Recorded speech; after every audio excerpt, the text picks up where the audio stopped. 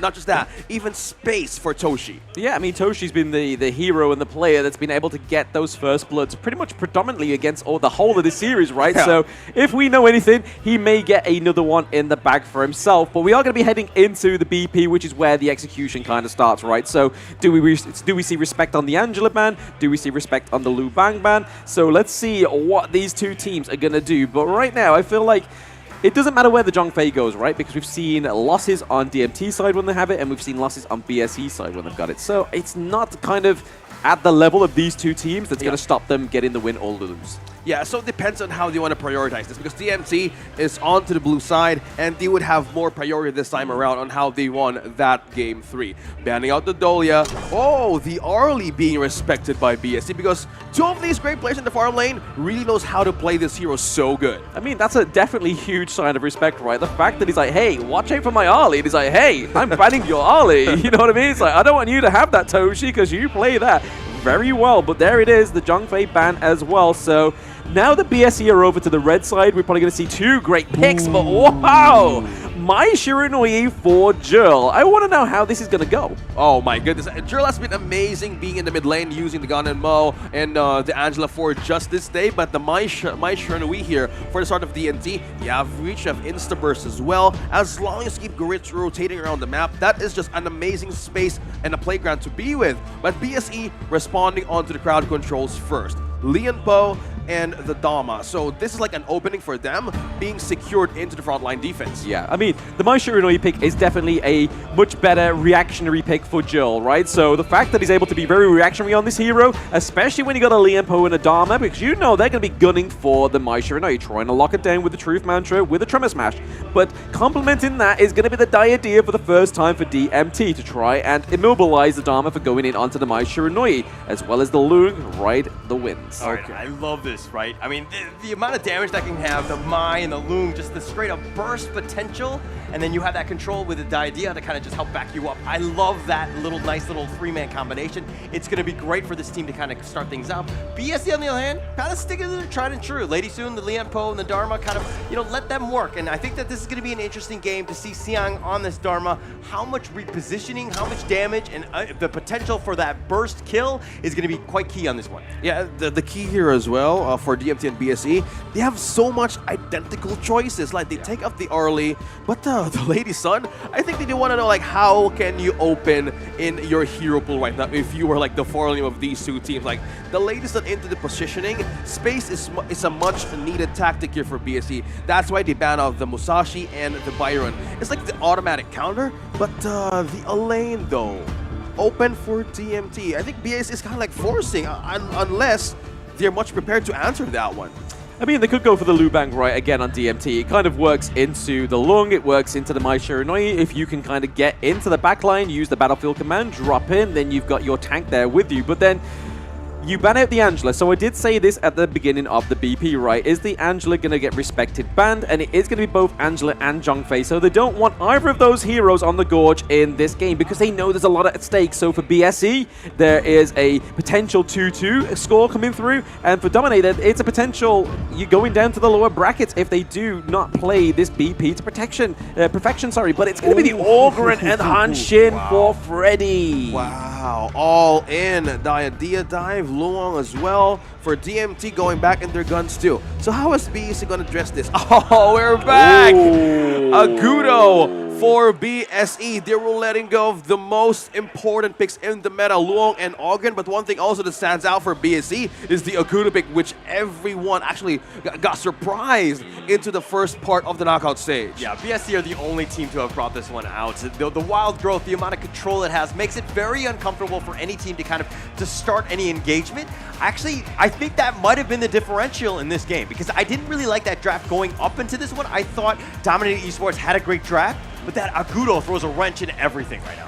Kind of like, okay, I know I'm good with micro mechanics, but this Agudo pick has been a slowly growing identity for Musang King's hero pool, and it's going to be like a game-changing factor in terms of soak up damage because there's a lot of invade. And we're taking a look on the draft as well for both these two teams. Will they deny a reverse sweep from from a team DMT in this series, or will BSE finally waken up to take this game for themselves and reach a grand final spot? Yeah, I mean, it makes sense, right? The fact that they're going for the Gudo, I thank BSE, because I read a lot of I've written down a lot of notes before this game, this series coming through, like, hey, Agudo, let's write down what he does. Let's write down what the charm is of this hero. And it's because they don't have to do much on the hero. They can give over the priority to the likes of JR. Give it all over to Lady Sun. But right now, we see that Jay is getting pommeled on. It is the Flaming Palms that connects.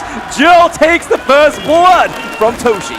That's the wonders of the Maestro, right? Early game power spike. It's just even just hitting on level 2 with the complements of Diadea. You have golden EXP right onto your hands and protection as well. DMT. This is like the aggression start that they need to play with against BSE. Yeah, and it kind of comes back to BSE. When they play this Agudo, they get that lead and they just kind of choke you out by just making very difficult. But Demobilization. This is the actual charm of the Diadea as well, right? Just to be able to lock in JR is going to make it a big struggle for him in these team fights.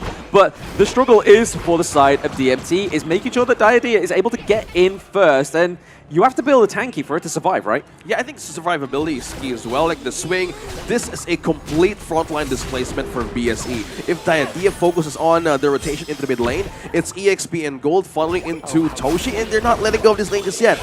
This kind of spot that they want to be in, this is complete mid-money strategy coming in from DSD as well. Yeah, I mean, look at that wild growth right there. Freddy was the only one to go in because he had that dash, but it just forced everybody else out. Nobody really wanted to take it out. Now, mind you, BSE giving up first blood. Yeah, I mean, he does get the CC immunity there thanks to his ultimate as well. So Tumble Furball and the Gorge mobilization coming through there just to save Musen King was a great little way. But speaking of save, is the infinite vastness from Toshi. That was pretty much on the precipice of death. Oh my goodness, literally.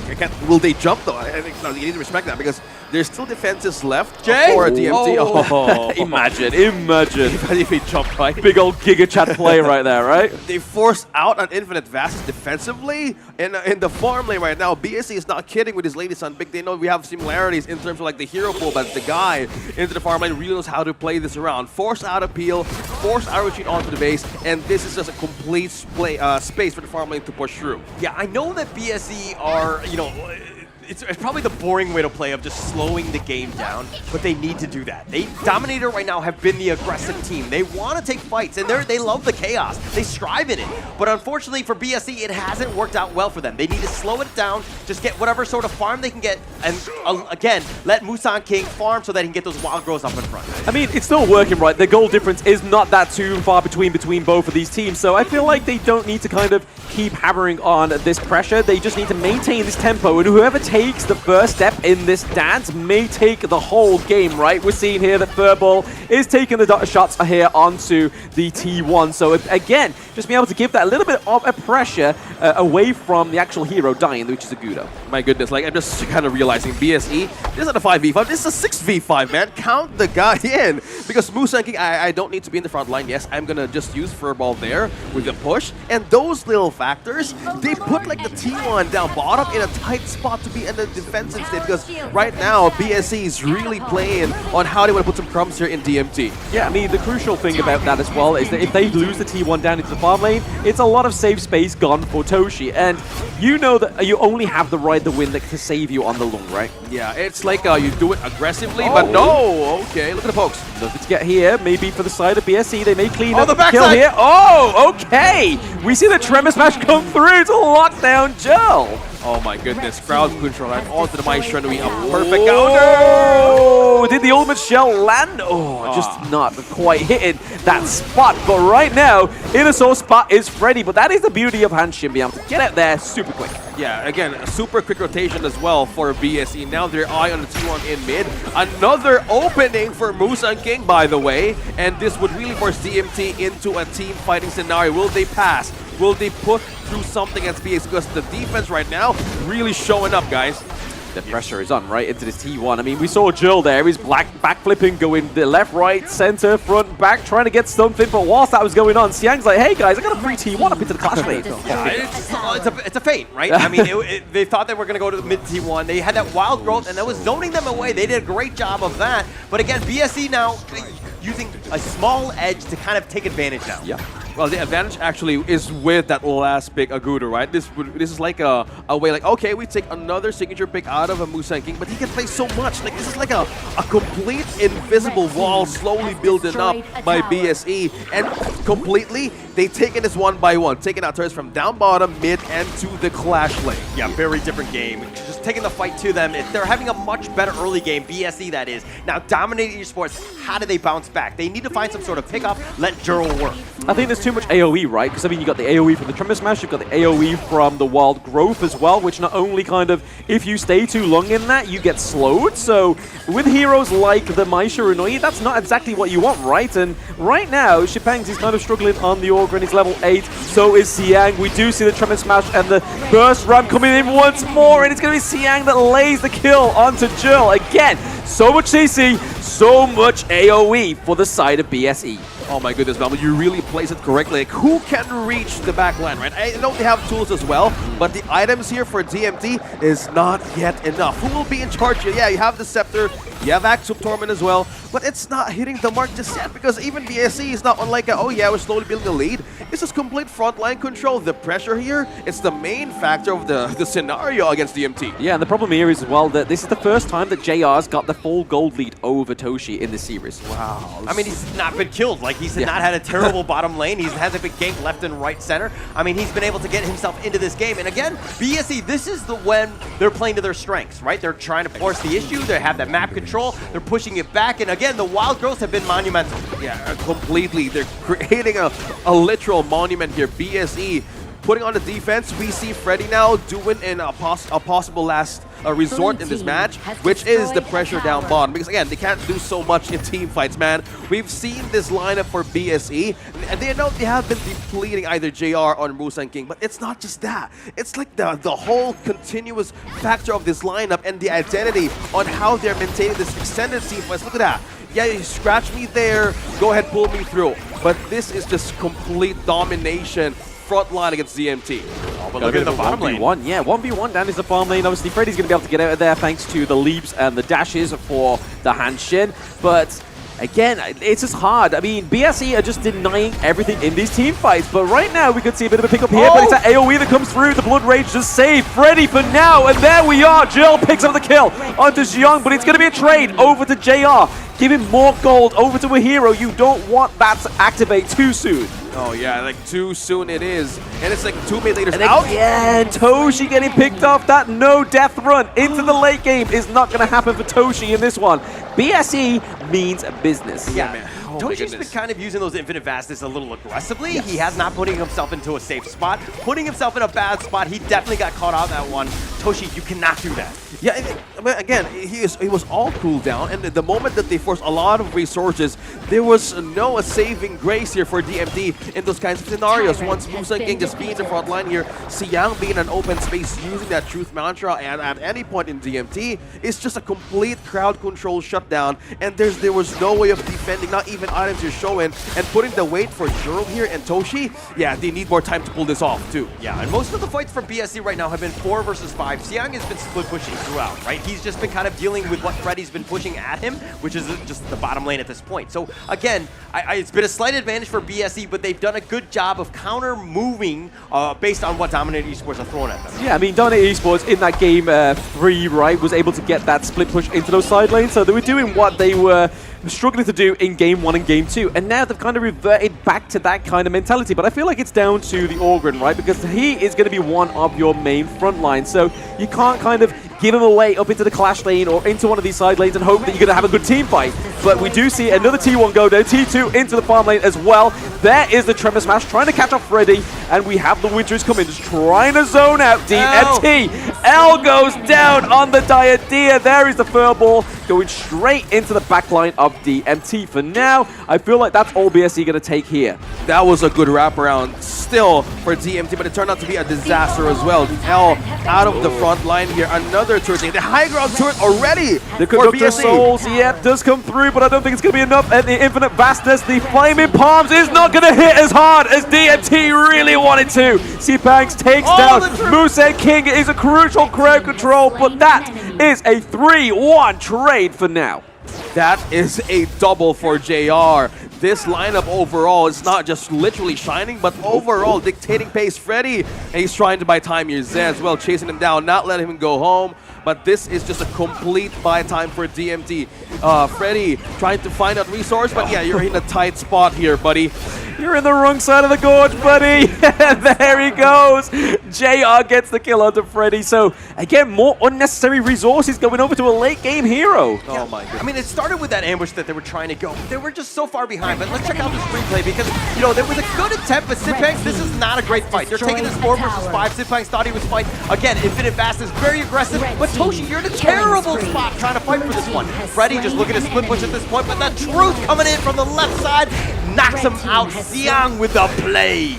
They completely denied this composition out of DMT. That peel right onto Jurl, it's just so hard to make the combo work for damage. The only one that they can rely on either is Jurl or Toshi, but it's not going up really good just yet because the peel, the amount, once more as we repeat it here onto this scenario, it's just hard to move around if you're DMT in BSE's frontline defense. Yeah, really hard to. I mean, they're sieging the T2. There's not really much they can do. They don't have a lot of damage right now, so this is a tough situation for Dominator Esports. Freddy had been split pushing, but there's no space anymore.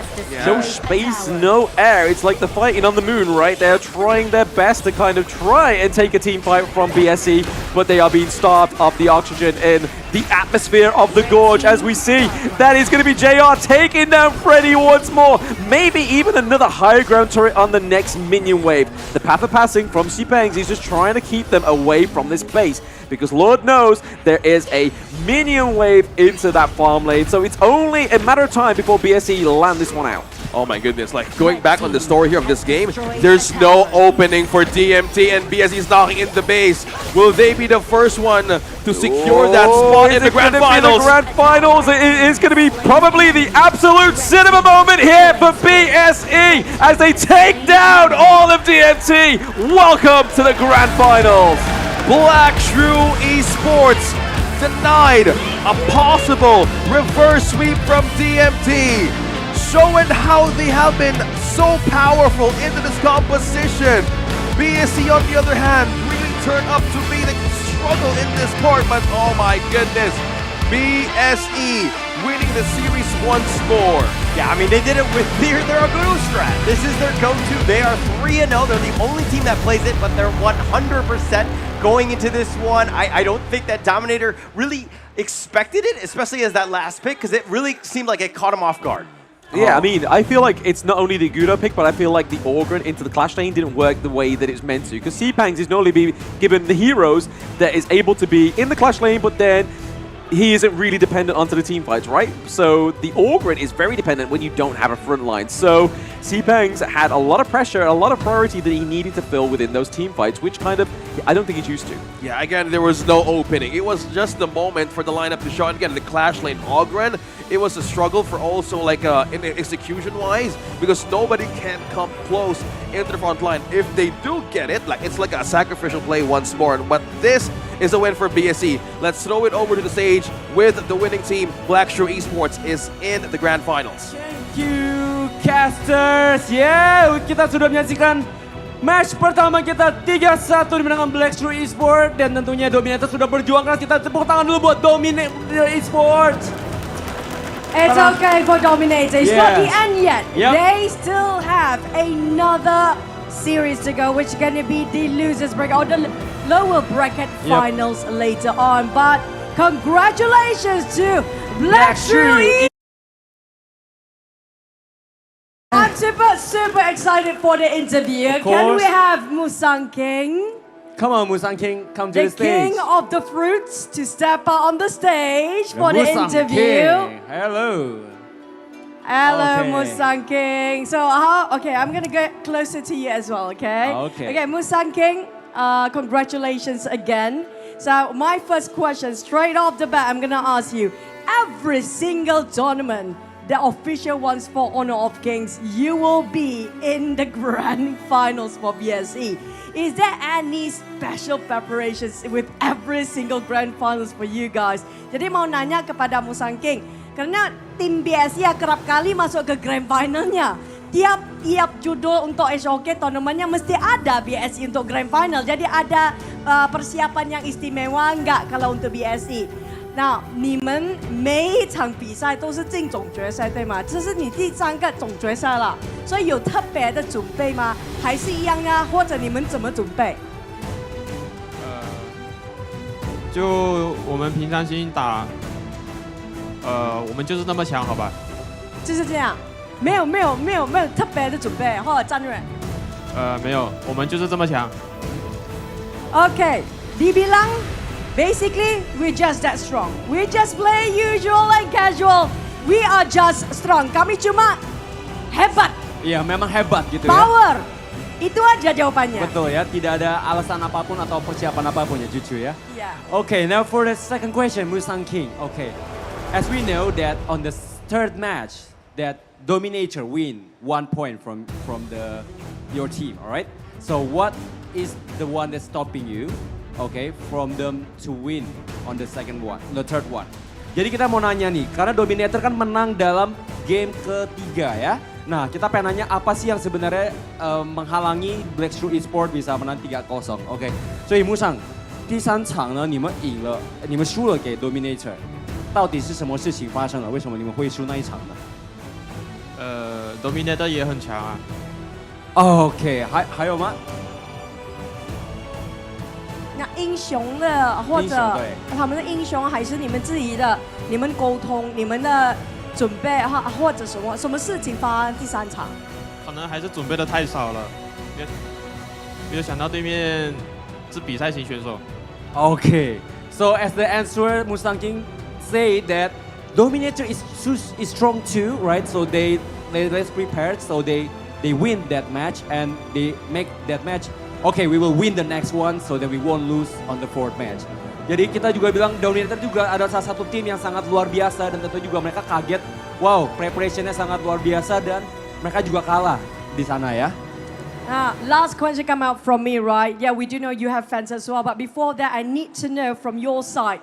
We still have not knowing who will be your next opponent in the grand final. There's 3 teams on the table here for you. It's going to be Nova, it's going to be Secret, or is it going to be Dominator again? If you can pick and choose your opponent for your grand finals, which team and why? Jadi kita semua tahu grand finalisnya sekarang udah masuk konfirmasinya adalah Black SHREW Esports. Tapi siapa tandingannya, siapa lawannya?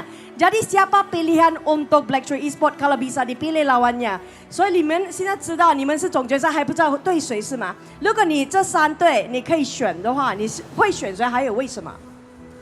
我想打 Team Secret， 因为上一次在3场打的时候，对手就是 Team Secret。They want to fight Team Secret again. Based on the season 2 history, they want to see them one more time. Jadi dipilihnya Team Secret. Ayo, lagi sekali sejarahnya bisa diulang nggak? Yeah, thank you so much, Thank you so much, Musang King. Okay. Congratulations. Yes, so prepare well again. Maybe they have to fight you again next time. Okay. 谢谢 Musang King. Wow, I did not expect them to pick the same team, honestly, because they fought against Team Secret before, but they want more. Yes, and once again, the both teams are strong, and now we will give it back to Caster for the But highlight. before that, we have to congratulations again to Black SHREW Esports, the first grand finalist for the, of course, championship. And when it comes to the Casters, what do you guys have to say about this? Casters, take it away. Love the interview. I love the confidence for Musang King. Like, we're just that strong, yeah, right? And it's really showed, and it translated to a great success in their series too. Good thing there was no possible reverse sweep. Again, we've seen it in the first day of the knockout stage. Like, yeah, Fearless Esports took it to game number 5, but this, they have eyes on Team Secret that they want to go up against in the grand finals. But the question is, who's going to go through in that kind of haystack, right? Yeah, I mean, there's a lot of talent within those 3 teams, right? So we've got, what, Team Secret and Nova against soon, and then whoever wins that one goes against Dominator. And Dominator actually showing a lot of flavor and a lot of potential going into the grand finals again. Yeah, the potential here is all about the first one to be in the grand finals. Let's go back into the game once more. Let's check out the highlights.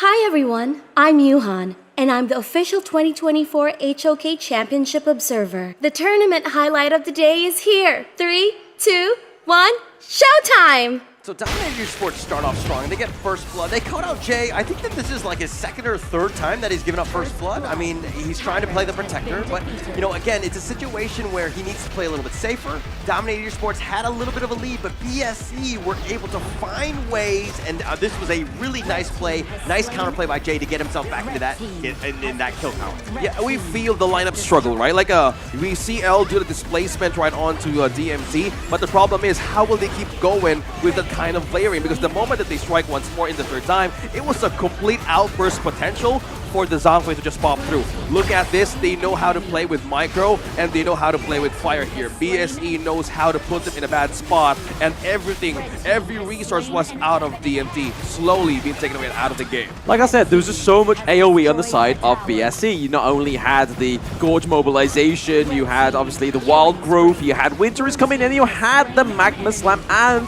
the Tremor Smash. So there's just so much AoE, so much CC on the side of BSE. And it was really easy to catch out the likes of Jill, the likes of Toshi. Yeah, BSE had just a great death ball lineup. This is the traditional MO of what BSE likes to play. Obviously, the Aguro has kind of added an extra wrinkle to the strategy, but they've just been able to force it out. They completely control this one, have that nice little fight, and Xiang is just setting it up for JR to just knock him down. Just so much damage, so much control, everything that you want. A great game by SHREW Esports. Oh yeah, and that kind of winning moment, you see, where is it? And BSE with that kind of win, confidence boost overall.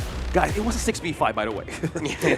It looks, I mean, 6v5 on the Gorge, but I mean, it looked like a party at DMT's like player lounge, right? Yeah, exactly. And the MVP goes to Ze. Oh my goodness. Wow, 1-1-1. It's like a complete wishing point. Yeah, let's make a wish, guys. Make a wish. Okay. Jut has given us that gold wish there, but it is the damage taken, right? So he has played the Liampo to perfection in that game. He was able to take 30% of the damage and also just be able to just be a staple in these team fights. That massive AoE from Tremor Smash is just what set up great outcomes for BSE. Yeah, just too much control. Just being able to start that out. And they were just able to wombo combo. You were talking about how the fact that there were a lot of AoEs, Blim, and rightly so. I mean, this just kind of sets it up for Liampo to have that great job. But JR, 6-0-3, and he's not going to win MVP, really. Hey, clearly there's not a JR fan in production, right? Yeah, we see Hall as like a bit of a bias for the Lady Sun. I know you like Lady Sun since the beginning of the tournament, but I think it's more likely the space for the Princess Frost and the Lady Sun to actually work, right? We have it's like a kind of like a 50-50 situation for the Princess Frost alone. So kind of the weight here for the DMT, damage needs to really show up for the Mai Shrinui and for the Lu, and we've seen like the Infinite Vastness. It's really like a bait, right? And a push. And it was so hard for them to go in for safety. Yeah, I mean, behind every great man is a great woman, but it seems like the opposite. The roles are reversed for this one, right? Behind every great Lady Sun, there's a great Liampo, and that's why we see Jet with the MVP. But man, 81k damage dealt by JR. There was nothing even close on the side of DMT. They were all behind by about 40, 30k within that goal, within the damage dealt. And in terms of the damage taken, was definitely giving pressure over to the Aguro and the Liampo. So again, just a great front line, which is what I feel like DMT was lacking. Yeah, this is actually the first game where Dominator Esports didn't have a gold lead at all. It was very unlike the other games in this one. Dominator Esports are really going to have to go back to the drawing board to figure out what went wrong in this game for them. Man, this looks like a skate park for the furball, right?